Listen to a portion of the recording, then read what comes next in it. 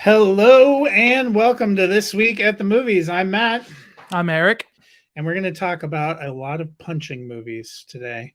That's right, Creed 3 is out in theaters. We'll be looking at it, the franchise, and the entire Rocky metaverse, which is what now 9 films? Did it need 9 films? 9. Who's to say? We're Who we're is to to say? say later, but we don't want to give all of it away. Yeah. But we will kick it off with the reason that we have gathered here, and that is the newest release, kicking off the month of sequels. That is March. We have Creed 3, Scream 6, Shazam 2, John Wick Chapter 4. However you like your sequels, you're going to get them in March. But are they going to be good? Well, I'll tell you, I enjoyed Creed 3. This one finds our hero, Adonis Creed, getting ready to have another big match. We fast forward a few years. His career has been pretty successful since the events of Creed 2. He's happily married to Tessa Thompson. And he's fighting his last fight before he retires. And very successful, fights the guy that he fought in the first Creed film. And then 3 years pass, and he's taken up the mantle, kind of like what Rocky had ended up doing, working at a gym, trying to train the next generation of fighters. When he gets an old blast from the past, a guy named Dame Anderson, played by Jonathan Majors, who is having himself a year between Magazine Dreams, Ant-Man and the Wasp: Quantumania, and now Creed 3. He has had 3 of the best performances of the year so far, but he shows up. He's an old friend. Adonis feels like he owes him, tries to help him get a title shot. Turns out, who would have guessed he had nefarious motives? And this is enough to pull Adonis Creed back into the ring where they square off. How's it going to end? If you've seen one of these movies, you don't really need to ask that question. This one is a difference in the Creed franchise for a couple of reasons. First, Michael B. Jordan took over directing here, in addition to starring Ryan Coogler, not a director here, but worked on the story, still a producer. And this one does not have Sylvester Stallone's Rocky Balboa in it. Despite that, I actually enjoyed Jonathan Majors. I thought Dame Anderson was probably the most intriguing foil and opposite number that Creed has faced in any of these movies. They made a lot about going back to the Drago well with Creed 2. It didn't really work that much for me. I didn't think he was that interesting. He actually pops up here. Now they're friends, apparently, because of course they are. But I really enjoyed the climax. I liked the back and forth between them. I thought this was a very solid film. I am giving it a thumbs up. Eric, how do you feel? So this is probably going to be it's either the second or third time this year that I've brought up that for everything amazing about making this movie, there sure are a lot of things in it that end up sort of falling by the wayside, but not enough for it to pull down what turned out to be a fantastic movie. So you start with Creed, and fleshing out a little bit more of the life that he had before and after he was adopted by Felicia Rashad's character, Apollo Creed's wife. And so he's in a boxing You can ring. just call her Mama Creed. Mama Everybody Creed apparently does. And you're watching him, and there's this sort of chess motif they put to the combat sequences where you see Damien when he's young treating things like a chess move, and that's one if we're going by the rule of thirds. Then we're introduced to Creed sort of defending his title finally with what's his name from the first Creed, The kind of is it Ricky Irish Ricky or Conlan. Gaelic guy? Yeah. Yes, he's having this like final rematch with him. Sadly, they've been demoted from HBO Sports to Show Sports. Yeah, and he's doing the same thing. So the second payoff of taking his time, taking hits, being patient with what he's going to do, and then following through with the move. And he called it checkmate, just like Damien did when he was a kid. And then, despite in the climactic battle, they're dressed in white and black, and you have the idea that it's going to be this sort of chess match.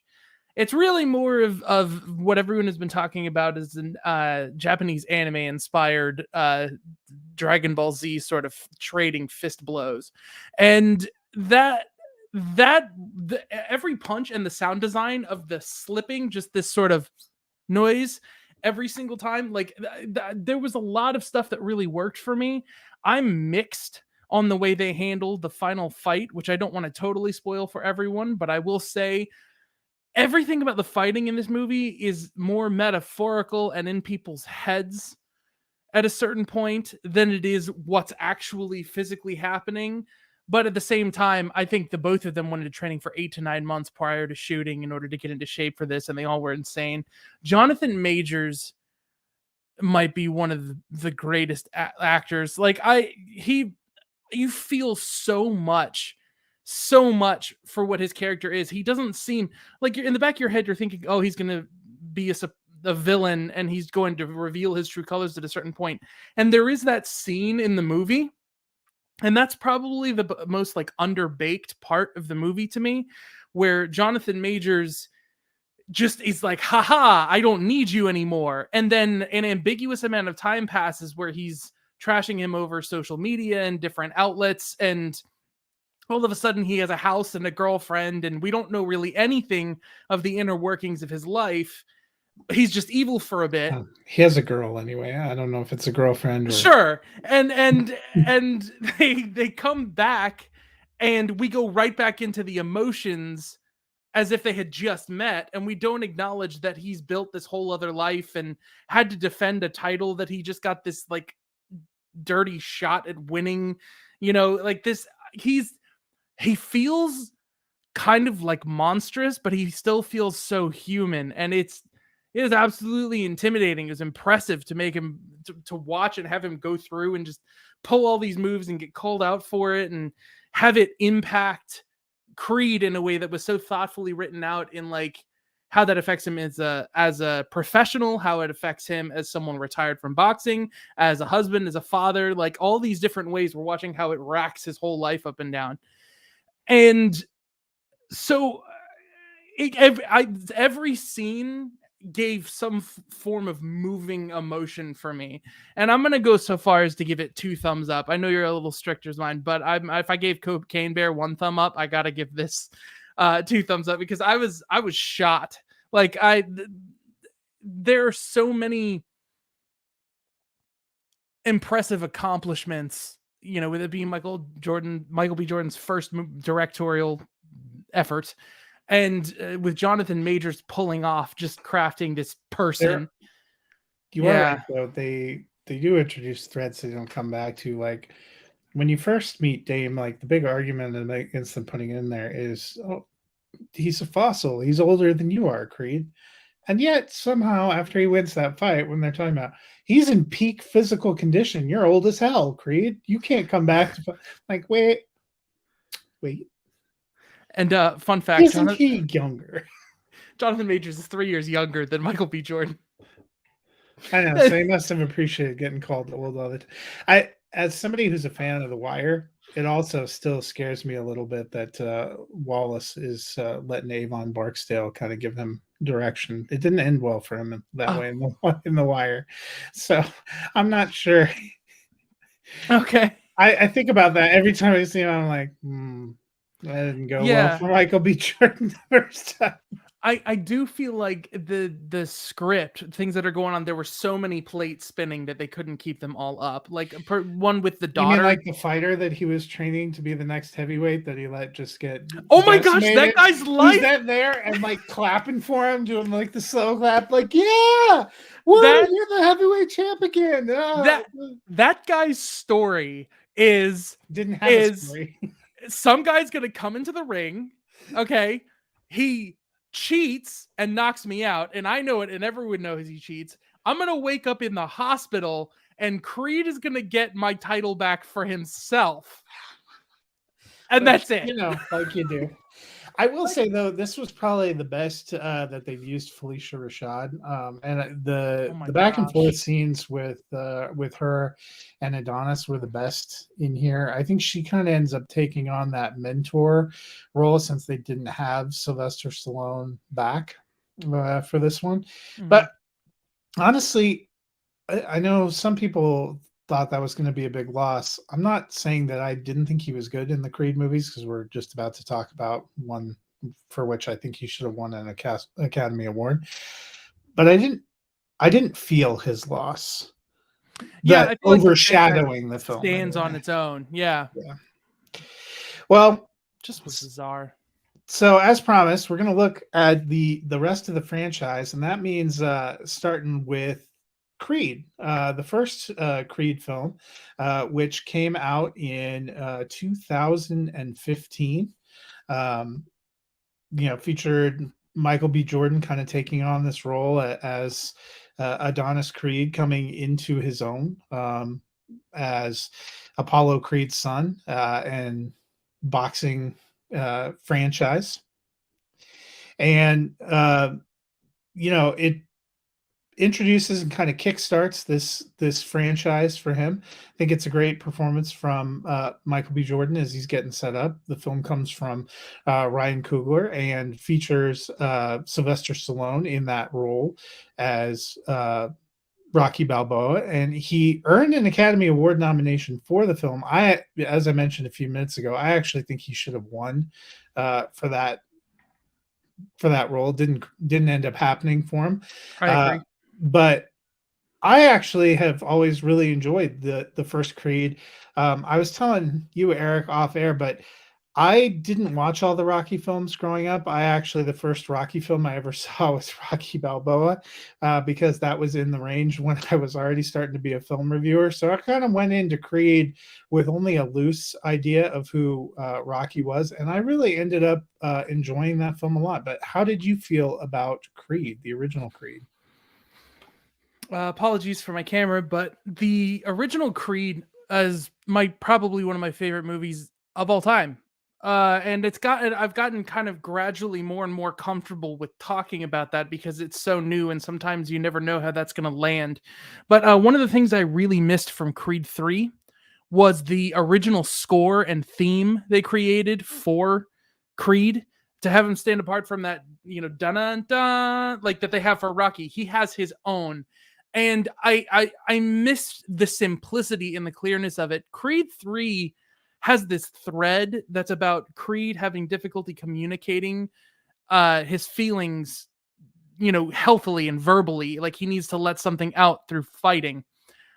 Creed 1 is a movie that is actually about that subtextually rather than it being on the surface, where he's a character who's trying to work something out and he doesn't know what it is, but he only knows he can prove whatever it is by fighting. And it's not until he ekes out this one line that's one of my favorite lines of dialogue in all of movies, where he tells Rocky is like, "Why are you doing this? Why do you have to do this? What's the point of fighting?" And he finally ekes out, "I have to prove I'm not a mistake." And that's when Rocky understands him. And like the drive of those two actors, one of them trying to prove themselves as someone who can take over the franchise, and one of them who's already the speech that Rocky gives of all of his accomplishments being back there on the wall. It chokes me up constantly. Like every time I've heard it, it's gotten to me. And so the simplicity of it, of I'm gonna fight and you're gonna fight, this is why I'm gonna fight, this is why you're gonna fight, it changes things to where you may know the ending of the movie, but the ride and the understanding of why and how you're gonna fight like this, and why it's important that you get the win that you get, that's like the whole story. And that to me felt like it was the meaning behind the original Rocky. And I think the closest we got to that, to having a story where the fighting is driven by the characters and that purpose, like I think Creed 3 gets really close to that. But I just don't think anything has touched how just like grounded and locked in the long takes that Ryan Coogler used in the direction, the composition, like just that movie. I saw it alone in a theater. I went to go see it in a ticket. It was January 2016, so the movie had been out for a minute. I was alone in the movie theater, and I had heard nobody talking about that movie. And I do not to this day understand why I was alone in that theater. Like, it blew me away. Yeah, and I think it's still, it still holds up. I rewatched both Creed movies in my run up to Creed 3, and definitely enjoy that. And you definitely feel like the passing of the torch from the original Rocky in the way that they set up the story, including how it kind of goes at the ending there, which leads us into Creed 2, where you get to see the famous red, white, and blue trunks, because our boy is going to face the Dragos. Not the Drago that killed his father, although that guy is there, but Drago's son. So, Eric, you just talked about how much you love Creed and how it's one of your favorite films. How did you feel about this 2018 sequel? I didn't really give it a fair shake the first time that I saw it. I think because had been so overblown and so like they had nailed it with Creed so hard that there's a question they bring up in the movie that I'm always asking while I'm watching the movie. And so I got to say, I appreciated it better a second time than the first time. But that question is, why are you doing this? Like, why are you fighting this? Like, was your personal connection so strong that you feel like you have to avenge the death of Apollo Creed? Because that's like, the thing that makes the most sense in the movie to me is the divide between Rocky and Creed, where that whole movie is about Rocky realizing like we can't, just vengefully like fight at each other. And that doesn't really seem to be what's motivating him. And so to me, there's just kind of a weaker drive for the story. But his life is becoming more layered out. I completely forgot that his daughter was born in this movie. When I went to go see Creed 3, I completely thought of Amara as like a new addition to his life, like from scratch. And then I go back and I'm like, oh my gosh, she's already got hearing aids on when she's meeting like Apollo Creed. Like, oh my gosh, I've completely forgotten this movie. And especially a really touching ending, the reunion. Just uh Milo Ventimiglia making a cameo appearance with Rocky Balboa being so strong meant a lot, I think. And I don't know, I love seeing Sylvester Stallone in that role. And that movie seemed to be all about trying to reconcile the legacies of both of them at once. Where Creed is about like Creed emerging and Rocky still having his legacy behind him. Seems to be about like both of them. I just don't know that, like, I don't feel the drive to go back. I think you're right. I mean, the whole story of the Drago family is basically a man designed to be a robot, killed someone in the ring, and is so cold and heartless, he just says if he dies, he dies. And then he loses to Rocky. And it's supposed to be like the sort of thing that tends to happen. They fight each other, they have respect for one another, no matter who wins. But instead, he's just been living in disgrace and vengeance. And it's like that didn't really resonate with me. I didn't really feel like that was super justified. I didn't understand why this guy's life was so horrible, but I don't know everything about, I don't know anything. So then his son has this moment of being like, yeah, why are you doing this? Like, why are you so vindictive? Who are you doing this for? You, or just to get, back something for somebody else? And it's just everybody in the movie is like, why are we doing this? And if the characters in the movie are questioning it, you don't have really strong answers. That was Ryan Coogler just going, he's like, why am I doing this again? Yeah, no, yeah. Well, I think it's a different director, but still, like, No, Ryan Coogler does the first two Creed films. I think the only reason he didn't do Creed 3, for which he gets a story credit, is because he was working on Wakanda Forever. It took forever because they were trying to figure out what to do in the wake of Chadwick Boseman. I'm kind of like you there. Creed 2 is probably better than I remembered it the first time. I also forgot about some of the things with his daughter and some of the touching things. I think what always stood out to me though is I just couldn't get into the Drago of it all, and the fighting. It felt very formulaic, and that's why I knocked it down below the first one, and I actually have it below Creed 3. I honestly think it's still the weakest of the three films. It's still better than a lot of the franchise that birthed it.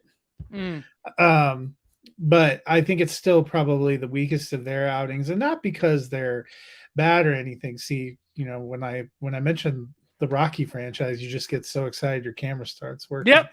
But um, but overall, the three creeds are very entertaining, and I'm looking forward at some point in time to kind of watching them back to back, just seeing how it comes together. And I'm torn. I feel like this would have been a good way for it to end, but I know that they already have Creed 4 in production, and I just have a feeling it's going to end up going the way of the franchise that birthed it. Maybe I'll be pleasantly surprised, but I'm definitely worried, which probably leads us into, we didn't want to leave this without, we've talked a lot about Creed, but we wouldn't have Creed without the Italian stallion himself, Rocky Balboa, and all of his 6-film wonder. So first, Eric, let's talk about the original Rocky, 1976, an Academy Award winning film. Probably Stallone's kind of big break. What do you remember most about the original Rocky? His relationship with Adrian. That's how it's a complicated and it feels like a window into like a world where you're growing empathy for someone that like I don't know in real life personally. Like it feels real, and it feels small, and like there's this little edge of like a weird power imbalance, and he's such a like an endearing character who's like really sweet, but she's also just kind of like very meek and vulnerable. And both of them, for some reason, put up with Paulie. Yeah. Yeah. Paulie's my best friend. Really? Wait, yeah. Really? I love that there was, when this movie came out, apparently there was a reaction to it being kind of like saccharine, like because in the 70s there was so much cynicism and bleakness in movies that like had to have something come out that's just all about like, it still is a little cynical. I mean, he loses, but getting stronger. Yeah.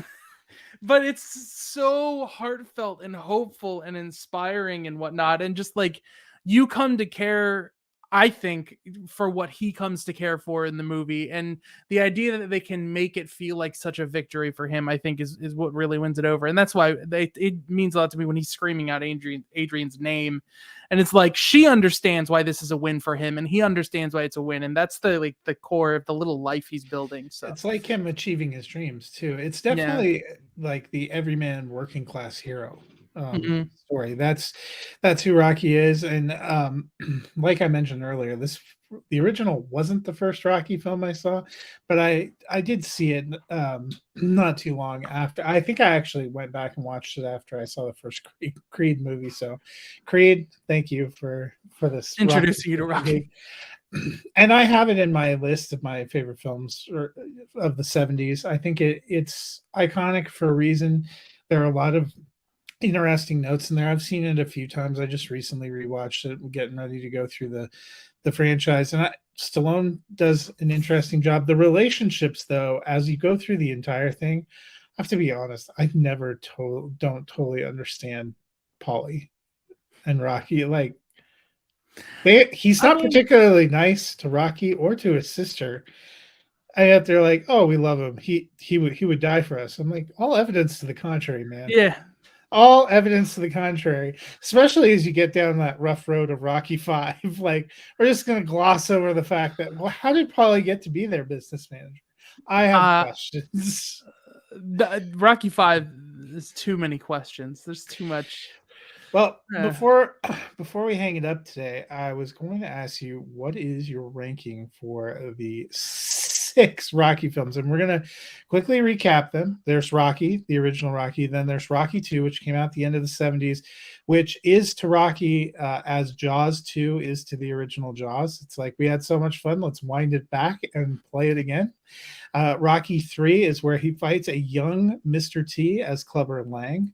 Rocky 4 is where, for reasons surpassing understanding, in the middle of the Cold War, he goes to Russia to fight Ivan Drago after watching Ivan Drago beat Carl Weathers to death, probably because he had that preposterous James Brown number to open their fight.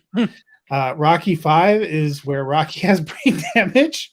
Yep. And ends up getting never once gets in the actual boxing ring. It was a choice. And then Rocky Balboa is where miraculously, as like a 6-year-old man, he comes out of retirement to fight a fight that he has no business fighting, but actually becomes surprisingly emotional. So, what is your ranking of those 6? So the lowest is Rocky 5. And that's just because it's funny. When I actually saw Rocky 5 was because they were doing a marathon on like network cable television of these like many years ago. That's the only reason you should watch it. Don't seek it out. And I noticed that by the third one that I was like, wow, these movies are really short, simple. Like there's not a lot to them. And Rocky 5 feels like the one where they were like, these are really simple. There's not a lot to these. Maybe we should dig in a little bit more back into like his roots in Philadelphia and like try and do something more with it.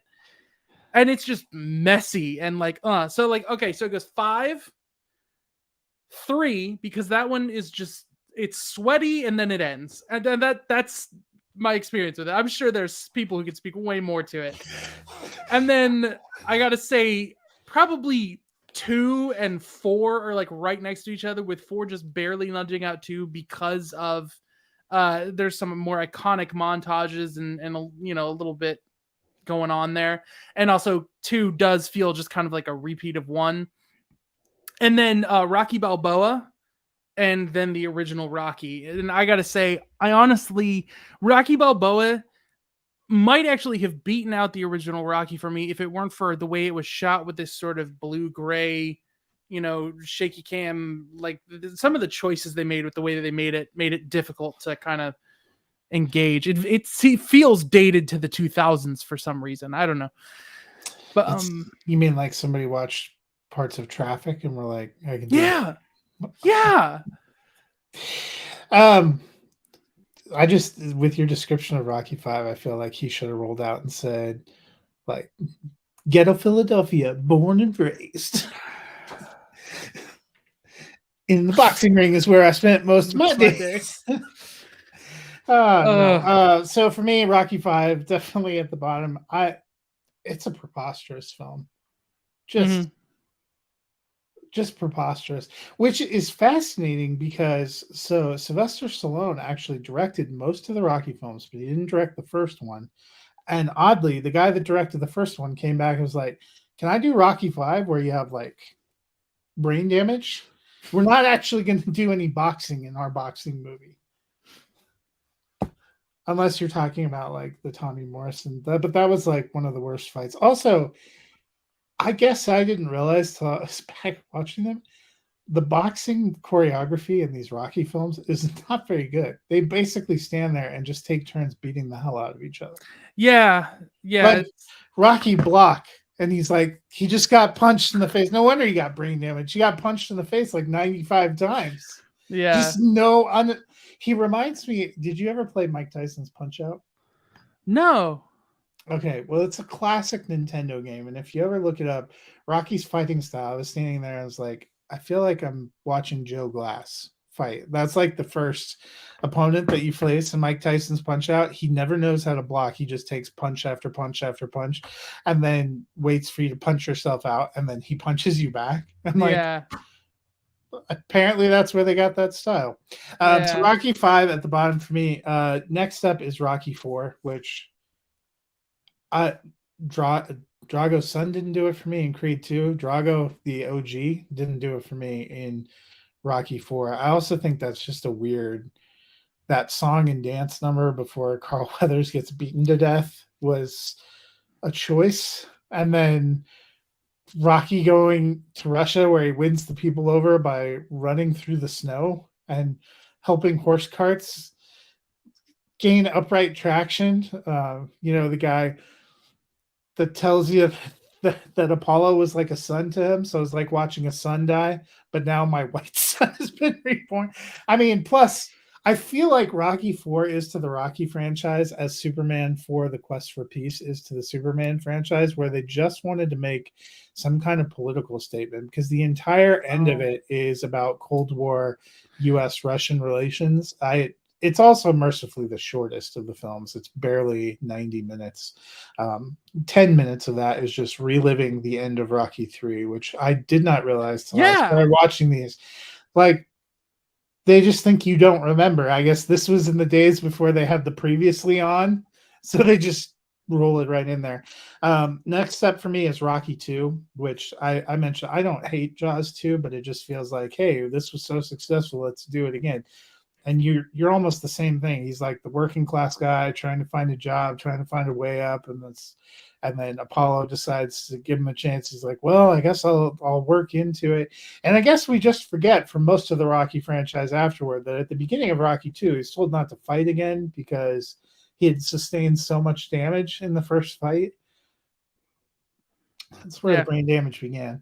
Because trying to be realistic about, Then up for me is Rocky Balboa, a film that I enjoyed a lot. I do sometimes wonder if it would have been one of these OG Rockies that was the first Rocky I saw, how I would feel about the franchise. But that's actually the first one I ever saw, and I enjoyed it. And then I know this is going to disappoint you. I actually have Rocky 3, and I don't know if it's just I liked that he had a real opponent. I liked the ebb and flow of the movie. I like him and Apollo as friends. I like the kind of way that they end that one. It was a little jovial. It was a little fun. I don't know. I liked the style of it. It felt like it was something different. I didn't hate Rocky 2. It just feels like you're just kind of treading over the same ground. And then I still have the original Rocky on top. I do like that story and the way they did it. And I actually think for those kind of movies, it reminds me like one of the reasons that I enjoyed the first season of Friday Night Lights, the TV show, because they make it all the way to the championship game, but they don't win the championship. Sometimes sorry, that show came out in 2006. Spoilers. I feel like the spoil. Rocky Balboa came out in 2006. If it's been over a decade, you've had your chance. I'm going to feel sorry about this. But I kind of like that idea that the payoff is working your way up there and giving it your all, whether you win or not, because sometimes we make sports too much all about winning. And for Rocky, he won by going the distance and by showing that he could do it and that he deserved to be there, which is another reason probably that I knock 2 down a peg, because they spend all this time talking about how, he's just a bum and he didn't really prove anything. I'm like, dude I forgot OG boxing matches were 15 rounds. I think it was 12 for the Creed films, but I almost feel like some of them are 10 rounds now. So, but that is our take on the entire Rocky universe. So, final question for you.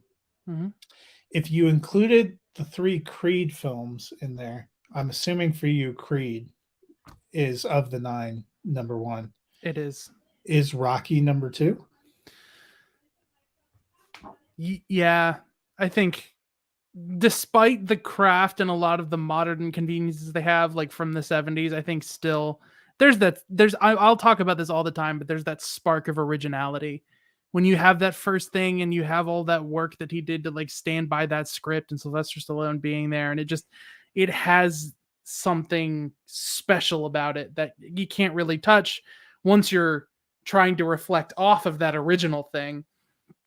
So, still Creed and then like Rocky. Might be recency bias for me, but I just put all 9 into a ranking. I have Creed 3, Rocky. I really liked Jonathan Majors and their back and forth. I mean, that's the one thing you don't get anything like that as a foil in the Rocky franchise. Like Carl Weathers is fine. He doesn't feel menacing. No, and there is something, he brings something back that's sort of a legacy of the Rocky movies, of characters like Paulie and like Adrian, where they live lives and the people mean a lot to them. Like Mickey, like Mickey's loss in the movies is felt, just as much as anything going on in real life. And so there's like this close tie to reality. And I thought it was really thoughtful and meaningful. And Jonathan Majors is, oh my gosh, incredible. Over time, it could settle up there. I mean, I just, it was just a little different, Yeah. Well, that'll do it for this week. Next week, Scream 6, Scream New York, opens this week, and people who have seen it, including our friend, really, really liked it, which makes me excited because I have to be honest, Scream 5 was not my favorite. Next week, we will be reviewing Scream 6, and we will be talking about the franchise, a seminal franchise for me. I was in high school when these started. I have long enjoyed the Scream franchise, so I'm really looking forward to diving into that horror franchise. But until then, hope you guys enjoy your time at the movies, and hey, go find some movies about people